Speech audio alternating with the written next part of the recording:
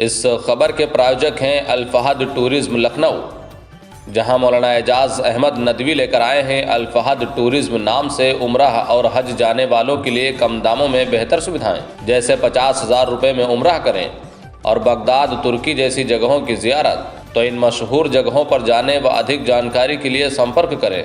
हमारा संपर्क सूत्र है 9519048805 और हमारा दूसरा संपर्क सूत्र है 8840521040। साथ ही हमारा पता है हुसैनगंज रिजेंसी टावर लखनऊ।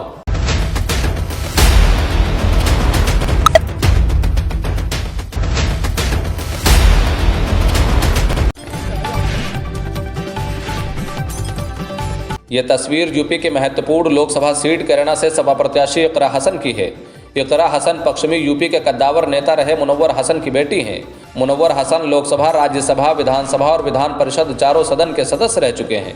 इसके लिए उनका नाम गिनीज वर्ल्ड रिकॉर्ड में भी दर्ज किया गया था। इकरा हसन के दादा चौधरी अख्तर हसन भी एक बार सांसद रह चुके हैं। उनकी मां तबस्सुम हसन 2 बार सांसद रही हैं। बड़े भाई नाहिद हसन कैराना सीट से लगातार 3 बार के विधायक हैं।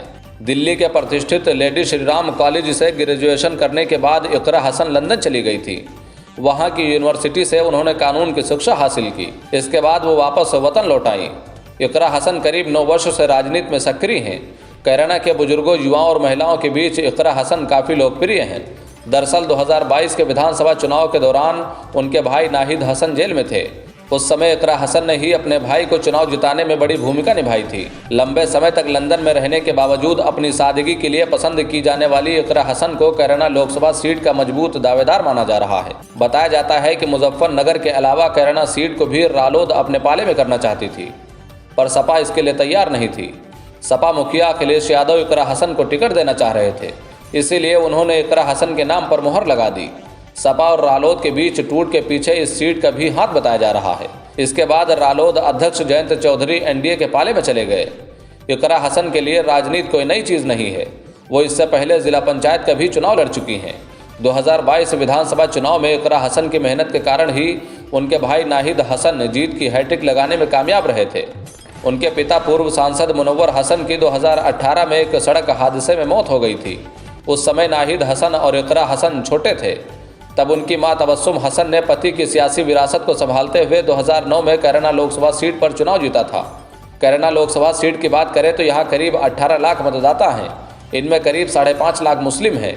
2019 लोकसभा चुनाव में बीजेपी के प्रदीप चौधरी ने सपा, बसपा और रालोद गठबंधन के बावजूद यहाँ से जीत हासिल की थी। प्रदीप चौधरी ने इकरा हसन की मां तबस्सुम हसन को हराया था। प्रदीप चौधरी को 5,66,961 वोट मिले थे। वहीं सपा के प्रत्याशी तबस्सुम हसन को 4,74,801 वोट मिले थे। ऐसे में इकरा हसन को समाजवादी पार्टी ने कैराना लोकसभा सीट से अपना उम्मीदवार भले ही घोषित कर दिया हो, लेकिन 2024 चुनाव उनके लिए आसान नहीं होगा। इकरा हसन को जीत के लिए मतदाताओं के साथ साथ यहाँ के कई बड़े नेताओं को भी साधना होगा। खास तौर पर गंगोह का काजी परिवार और तितरों का चौधरी परिवार अगर उनका साथ देगा तो चुनाव की डगर आसान रहेगी। न्यूज़ 9 लाइव टीवी के लिए सुनील राणा की रिपोर्ट।